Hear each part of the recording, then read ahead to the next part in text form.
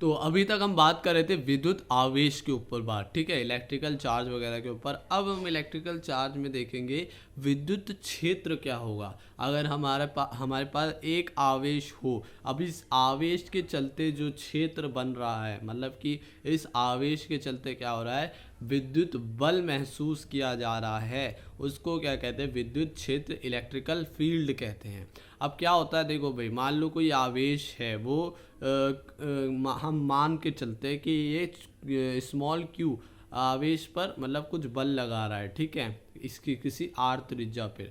तो हम यहाँ पर ये कह सकते हैं कि जो हमने ये क्यू लिया है वो एक टेस्ट चार्ज है, इसका क्या देखने के लिए, कैपिटल क्यू का इलेक्ट्रिकल फील्ड देखने के लिए। तो हमने टेस्ट चार्ज लिया है प्लस 1 कूलाम का, ठीक है, प्लस 1 कूलाम हम टेस्ट चार्ज लेते हैं।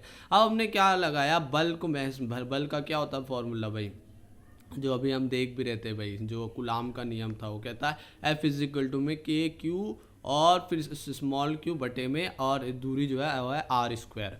अब यहाँ पर हमने एक क्यू लिया है, तो हम ये भी क्या कर सकते हैं कि क्यू को हम मानते ही नहीं है, एक ही, तो एक से मल्टीप्लाई होकर वही चीज़ आ जाएगी। तो हम यहाँ पर ये मान लेते हैं कि जो विद्युत क्षेत्र है वो है एफ इज इक्वल टू में के और कैपिटल क्यू बटे में आर स्क्वायर। या हम ये कह सकते हैं क्यू को उधर लाकर एफ बटे में small q is equal to में हम के क्यू बटे में आर स्क्वायर को हम क्या कहते हैं, विद्युत क्षेत्र ई।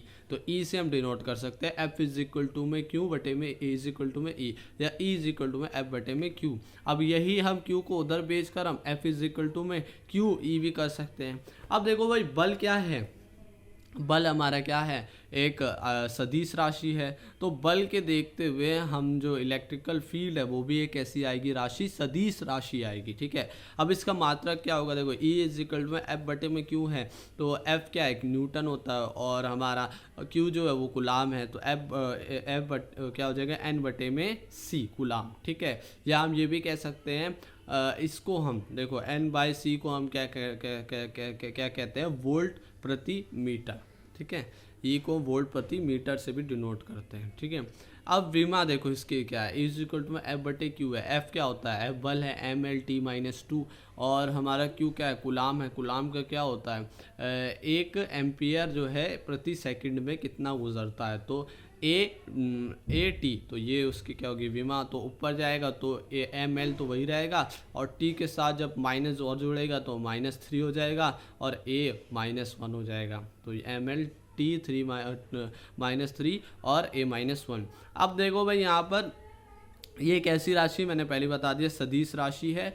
और यहाँ पर देखो भाई, अगर हमारा कोई चार्ज रखा हुआ है, मान लो हमारा जो ये कैपिटल क्यू है वो प्लस का है और ये माइनस का है, तो जो ये वेक्टर वाली जो दिशा होगी वो कहाँ पर होगी, प्लस से माइनस की तरफ होगी, तो सीधी होगी, इस तरफ होगी, ठीक है। कहाँ की तरफ होती है, +1 के आवेश पर, मतलब कि दिशा जो होगी वो उसकी और होगी, जो हमारा क्या है, चार्ज रखा हुआ है। अब मान लो चार्ज नेगेटिव हो तो फिर उल्टी होगी दिशा, तो ये क्या होगी, बल की दिशा ई से प्रदर्शित, मतलब कि जो आवेश है उसके माइनस और प्लस से हम देखते हैं, ऋणात्मक है धनात्मक है।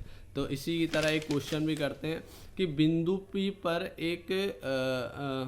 पी पर हमें बताने हैं कि जो हमारा इलेक्ट्रिकल फील्ड है उसकी दिशा क्या होगी। तो मैंने बताया था हमारा आवेश प्लस का है, तो वो जो पी बिंदु होंगे वो माइनस के होंगे, तो उसकी दिशा कैसी होगी, बाहर की तरफ होगी, ऐसे ऐसे ऐसे ऐसे। तो हम मान सकते हैं कि एक गोला है ना, उसमें एक बीच में क्या रखा हुआ, हमारा आवेश रखा हुआ, तो इनकी जो दूरी होगी वो त्रिज्यीय होगी ना, त्रिज्यीय रूप से। तो हम क्या कह सकते हैं, रेडियली आउटवर्ड होगी, है ना, बाहर की तरफ। तो जो हमारे विद्युत क्षेत्र है ई की दिशा धनात्मक आवेश से त्रिज्यीय रूप से दूरी की ओर जाती है ना, दूर जाती है। अब मान लो कि अंदर माइनस का हमारा आवेश है ना, तो हम यहाँ पर क्या कहेंगे कि अब अंदर की तरफ पी की दूरी, पी बिंदु से जो होगी दिशा जो अंदर की ओर आएगी, रेडियली इनवर्ड होगी, है ना, त्रिज्यीय रूप से अंदर होगी, ऋणात्मक आवेश की त्रिज्या, ठीक है।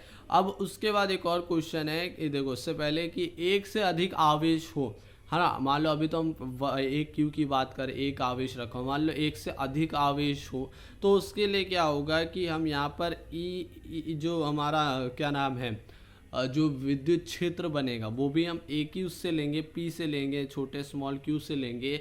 और उसमें जब हम देखेंगे उस पर जो प्रभाव पड़ रहा है ना, पहला मान लो एक विद्युत क्षेत्र हो गया, दूसरा विद्युत क्षेत्र हो गया और तीसरा विद्युत क्षेत्र हो गया उस बिंदु पर, तो उस बिंदु पर जो विद्युत क्षेत्र होगा उसको हम करेंगे क्या, सारे विद्युत क्षेत्र को ऐड कर देंगे सदिश रूप से। हम ये कह सकते हैं ई जो नेट होगा वो होगा E1 plus E2 plus E3 plus, और इसी तरीके से प्लस प्लस करते रहेंगे En तक।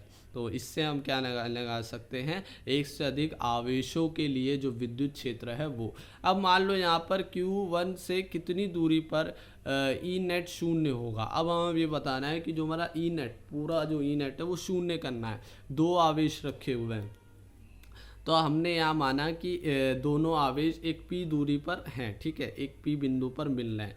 तो इस P बिंदु पर जो पहला आवेश है ना, वो x दूरी पर है और दूसरे को हमें बता नहीं रखा है, और पूरी जो Q1 और Q2 की दूरी है वो r है, ठीक है। तो x दूरी पर क्या है, पहला P रखा हुआ है, तो हमने कहा कि प्लस, दोनों प्लस के आवेश है, तो इस तरफ जो P बिंदु से जा रही है दूरी वो E1 है, ठीक है, और एक उस तरफ रखा हुआ, तो उस तरफ से जो इधर आ रही है वो E2 है, ठीक है। तो दिशा क्या है, एक विपरीत है, एक इधर जा रही है एक उधर जा रही है, लेकिन दोनों आवेश कैसे होंगे, दोनों आवेश तो बराबर होंगे, क्योंकि E1 प्लस E2 ज़ीरो है ना, है, मतलब कि यहाँ पर दोनों जब ज़ीरो होंगे, जब दोनों आपस में कैसे होंगे, विपरीत होंगे। तो विपरीत जा रहे हैं तो ज़ीरो हो जाएगा, जो क्या होगा, ई नेट। तो E1 प्लस E2 ज़ीरो करना है हमें, तो यहाँ पर हमें पता है दोनों की दूरी दोनों की जिस दिशा विपरीत है, तो E1 बराबर माइनस का E2 होगा, और जो परिणाम होगा दोनों का बराबर आएगा, क्योंकि दोनों समान दूरी पर हमने कहा है, ठीक है,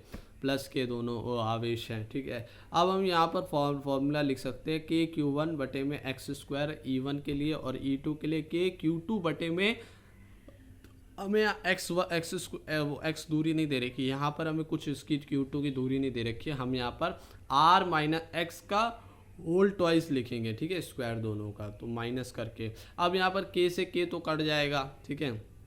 अब Q1 बटे में एक्स स्क्वायर और Q2 बटे में r minus x whole two square बचा है, तो हम यहाँ पर Q2 को इधर ले लेंगे। अब भाई ये दोनों के जो स्क्वायर है उन पे रूट चढ़ा देंगे, रूट चढ़ाने के बाद अब Q2 को उधर भेज देंगे, और मतलब क्रॉस मल्टीप्लाई करेंगे, तो क्या हो जाएगा भाई, हमारा रूट Q और r माइनस एक्स आ जाएगा, उधर रूट Q x बचेगा, मल्टीप्लाई करने के बाद दोनों में Q आ जाएगा। अब हम ये करते हैं कि x वाले को उधर ले लेते हैं, ठीक है, r को इधर ही रहने देते हैं।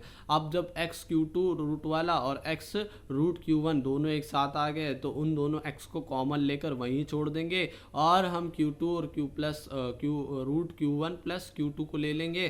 तो हमारा जो फॉर्मूला बनेगा वो बनेगा r रूट Q1 बटे में root Q1 plus root Q2 is equal to में x। तो x की वैल्यू हमारी आ गई, x इज इक्वल टू में r Q1 बटे में root Q1 plus root Q2। तो ये इस तरीके से हमारी x की वैल्यू, x क्या है मतलब कि दूरी हम इस तरीके से निकाल सकते हैं, ठीक है। अब बिंदु आवेश विद्युत क्षेत्र तीव्रता क्या होगी, देखो भाई, ये जो इसकी तीव्रता है, जो बिंदु आवेश के लिए जो क्षेत्र की तीव्रता होगी वो किस पे निर्भर करेगी, देखो भाई, हमारी विद्युत क्षेत्र क्या होता है, इज इक्वल टू में के Q1 बटे में r स्क्वायर। तो यहाँ पर ये किस पे निर्भर कर रही है, इसकी त्रिज्या पर। तो E जो है वो व्युत्क्रमानुपाती है r स्क्वायर के, किसके, दूरी के ऊपर। अब यहाँ पर जो इसका ग्राफ बनता है वो पैराबॉलिक बनता है E और R का, ठीक है, क्योंकि ये क्या है, एक दूसरे के व्युत्क्रमानुपाती है। तो इस तरीके से ग्राफ बनता है, ठीक है। उसके बाद अब यहाँ पर विद्युत फ्लक्स क्या होता है, देखो भाई, विद्युत फ्लक्स जिसको हम एप्सिलॉन नॉट से प्रदर्शित करते हैं। देखो फ्लक्स वो होता है कि जब कोई वस्तु है ना पर जो हमारा क्या लग रहा है, किसी क्षेत्रफल पर है ना, जो गुजरने वाली जो विद्युत बल रेखाएं हैं है ना, उसकी जो संख्या है उसी को हम विद्युत फ्लक्स, इलेक्ट्रिकल फ्लक्स कहते हैं, ठीक है। दिए गए क्षेत्रफल को काटने या गुजरने वाली बल रेखाओं की संख्या को विद्युत फ्लक्स कहते हैं। अब मान लो यहाँ पर काटने वाली देखेंगे, और वो जो हमारा क्षेत्रफल है वो भी तो मायने देगा, वो भी तो शेप मायने देगी, ये वो किस तरफ रखी है, मान लो किस एंगल पे रखी है, कभी ऐसे खड़ी रखी है तो यहाँ से जो विद्युत जो रेखाएं बल रेखाएं निकलेंगी वो ज़्यादा काटेंगी, है ना, तो ज़्यादा कटेंगी। और अगर मान लो ऐसे रखी हैं तो ज़्यादा निकल भी जाएंगी, है ना, तो कम कटेंगी। अगर मान लो सीधी रखी हुई है तो यहाँ पर बिल्कुल ही कम कटेगी। तो यहाँ पर हम ये कह सकते हैं, तो यहाँ पर जो हमारा क्षेत्रफल है वो निर्भर किस पे कर रहा है, उसके एंगल्स पे, ठीक है। और हमेशा याद रखना जो क्षेत्रफल है ना, जो हमारा क्षेत्रफल रखा हो, कोई एरिया रखा हुआ है ना, तो उसकी जो जो मतलब कि जो हम दिशा देखेंगे वो हमेशा कहाँ से देखेंगे, तल के लंबवत देखेंगे। जो ये तल है उसके लंबवत देखेंगे यहाँ पर, ठीक है। ऐसे रखी हुई यहाँ पर ये निकल रही, ठीक है, ऐसे रखी यहाँ पे, तो तल के लंबवत होती है। और देखो इसको हम कहते हैं एरिया सदिश या क्षेत्रफल वेक्टर, ठीक है। क्या कह सकते हैं, क्षेत्रफल सदिश या एरिया वेक्टर हम कह सकते हैं, ठीक है। अब मान लो एक क्वेश्चन है कि एक ग्राफ में जिसमें आई होता है, जे कैप होता है, के कैप होता है, उसमें एक तल रखा हुआ है इस तरीके से सीधा बिल्कुल, है ना। अब यहाँ पर इसकी एल दूरी हमें दे रखी है, तो इसमें जो होगी वो हमें एरिया सदिश बताना है। तो हमें पता है इसका जो परिमाण होगा वो एल स्क्वायर होगा, है ना, दूरी को डबल। और जो इसका दिशा होगी, क्या होता है सदिश में, एक तो होती है परिणाम, एक होती है दिशा। तो दिशा जो होगी वो लंबवत होगी तल के, तो इस तरफ होगी, तो के कैप की तरफ होगी, ठीक है। अब उसके बाद फ्लक्स एक क्या है, अदिश राशि है। क्यों, क्योंकि यहाँ पर देखो भाई जो उसका फॉर्मूला बनता है वो होता है epsilon nought flux is equal to में ई विद्युत क्षेत्र और डॉट प्रोडक्ट बनता है एरिया सदिश का। तो यहाँ पर दोनों कैसे सदिश है, विद्युत क्षेत्र भी सदिश है और एरिया भी सदिश है। तो ये जो हमारा आएगा, है ना, वो कैसा होगा, अदिश होगा। फ्लक्स कैसा होगा, अदिश। तो इसका फॉर्मूला है epsilon nought is equal to में ई डॉट ए। अब ई डॉट ए जो है वो किस पे निर्भर कर रहा है, रखने वाले एंगल पे। तो हम कॉस थीटा हम ले लेते हैं यहाँ पर, ठीक है। तो E dot A cos theta ले लेंगे हम एप्सल नॉट के लिए। अब देखो भाई सबसे अधिकतम जो काटने वाली बल रेखाएं गुजरेंगी वो कब होगी, जब जो थीटा होगा वो ज़ीरो होगा। और कॉस थीटा ज़ीरो का क्या होता है, एक होता है, ठीक है। तो एक से जब मल्टीप्लाई होगा तो सबसे अधिकतम ई ए आएगी, ठीक है। मतलब कि जो हमारा क्या ले रखा है, एरिया ले रखा है, जो वो वस्तु है वो कैसी रखी है, सीधी रखी है, सीधी, ठीक है। उसके बाद देखो भाई सबसे न्यूनतम कब होगी, जब हमारा जो थीटा है वो 90 डिग्री पर होगा। कॉस 90 क्या होता है, ज़ीरो, तो वो इस तरीके से रखी हुई है, ठीक है, ज़ीरो आ जाएगा जो हमारा फ्लक्स होगा ना। और उसके बाद मात्रक व विमा देखो, मतलब कि कुछ भी नहीं काटेगी, बिल्कुल ज़ीरो। अब मात्रक क्या होगा, देखो भाई हमारा जो फ्लक्स है वो है ई डॉट ए। तो ई क्या है, एक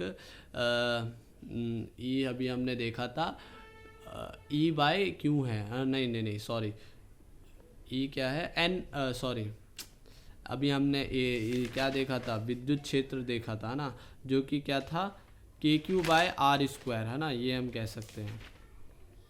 ई को भी हमने निकाला था ना, हाँ, एफ बटे में क्यू, सॉरी, हाँ, एफ बटे में क्यू।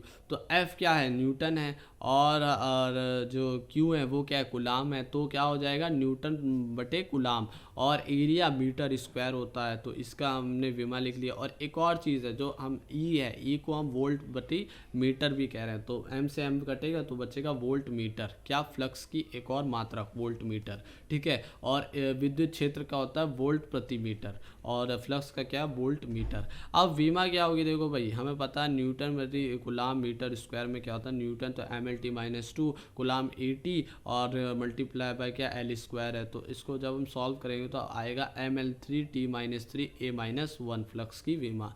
अब उसके बाद एक क्वेश्चन है जिसमें हमें विद्युत क्षेत्र की दे रखी है, परिणाम दिशा दे रखी है, 2i cap plus 4j cap plus 3k cap पर है। और एरिया भी हमें दे रखा है, एरिया जो हमें रखा हुआ है, जो हमारा वस्तु है वो -3i कैप पर है। तो जो फ्लक्स है वो क्या होगा, देखो भाई हमें फ्लक्स निकालना है, ई डॉट ए होता है, तो यहाँ पर केवल और केवल आई का एरिया दे रखा है। तो हमें पता है जब हम सदिश योग करते तो क्या होता है, आई से आई होता है, जे से जे, के से के। तो जे और के तो नहीं दे रखा है, वो 0 0 है, तो 0 से मल्टीप्लाई 0 हो जाएगा। और जब माइनस के 3 आई कैप से 2 का मल्टीप्लाई होगा तो आंसर आएगा माइनस का 6। और ये हम निकालने हैं फ्लक्स, तो उसको वोल्ट मीटर भी कह सकते हैं, या हम ये कह सकते हैं न्यूटन प्रति कूलाम मीटर स्क्वायर। अब यदि E इज इक्वल टू में 8 वोल्ट प्रति मीटर है तथा ए जो है वो 16 मीटर स्क्वायर है, वह क्षेत्रफल से विद्युत क्षेत्र पर क्षेत्रफल जो है विद्युत क्षेत्र से थीटा 30 डिग्री पर हो, तो क्या होगा फ्लक्स। तो यहाँ पर हम किस तरीके से, फ्लक्स जो होता है वो होता है ई डॉट ए। तो ई हमें दे रखा है 8 और हमें एरिया दे रखा है 16, तो 8 गुणा 16 और कॉस थीटा की वैल्यू क्या, देखो भाई यहाँ पर हमें जो क्षेत्रफल दे रखा है वो विद्युत क्षेत्र से दे रखा है, मतलब विद्युत क्षेत्र से दे रखा है, ना कि किससे दे रखा है, तल के लंबवत। तो तल के लंबवत ना देकर विद्युत क्षेत्र से हमें थीटा 30 डिग्री दे रखा है। तो हम यहाँ पर ये कह सकते हैं जब क्षेत्रफल से तल पर है ना, विद्युत क्षेत्र पर 30 डिग्री बनना है, तो तल पर कितना बनेगा 60 डिग्री, है ना, डबल हो जाएगा। तो 60 कॉस 60 क्या होता है 1/2, है ना, तो 1/2, 2 से 16 कटा 8 बचा, 8 गुणा 8 क्या आता है 64, तो इसका 64 आंसर आया। अब उसके बाद क्या है कि बिंदु आवेश के कारण, है ना, यहाँ पर कुछ चीज़ लिखे, तथ्य लिखे है कि बिंदु आवेश के कारण फ्लक्स +1 कूलाम आवेश से निकलने वाली जो बल रेखाएं की संख्या होती है, एक कूलाम से जो +1 सी से निकलने वाली जो बल रेखा है वो होती है 1/ε0, ठीक है। अब Q आवेश के लिए कितनी होगी, Q से मल्टीप्लाई कर दो, Q/ε0 होगी। और आपको ये पता है विद्युत क्षेत्र हम पढ़ क्यों रहे, देखो भाई विद्युत क्षेत्र जो E है इससे हमें क्या पता लग जाएगा, E = F/Q से हमें ये पता लग सकता है कि यदि हमें कोई भी मतलब कि विद्युत क्षेत्र पता लग गया तो हमें केवल और केवल Q को निकालने के लिए केवल और केवल Q से मल्टीप्लाई करना पड़ेगा। जितने Q उससे मल्टीप्लाई कर दो तो उसका बल निकल आएगा, ठीक है। Q बस अलग अलग हो सकते हैं, तो उससे क्या निकल आएगा हमारा जो भी विद्युत क्षेत्र से हम क्या निकाल सकते हैं, है ना, जो भी बल है वो हम निकाल सकते हैं, ठीक है, बहुत आसानी से। तो हम क्या निकाल सकते हैं, विद्युत क्षेत्र से हम Q की वैल्यू से मल्टीप्लाई कर बल निकाल सकते हैं, है ना, इलेक्ट्रिकल चार्ज भी, कितना आवेश उसमें लग रहा है। अब लास्ट का एक और है कि यदि बिंदु आवेश को बंद सतह में रखते हैं, है ना, तो उसमें जो निकलने वाला फ्लक्स की जो काटने वाली रेखाएं वो कितनी होगी। मान लो एक बंद सतह पर है ना, मान लो एक सर्कल में है, तो उससे जो निकलने वाली जो बल रेखाएं होंगी वो उससे निकलेंगी ना, तो जो वो निकलने वाली जो काटने वाली रेखाएं हैं जब एक बंद सतह पर होगी तो वो भी जो होगी फ्लक्स = में Q/ε0 ही होती है, ठीक है। तो ये एक क्या था मतलब कि एक फैक्ट थे।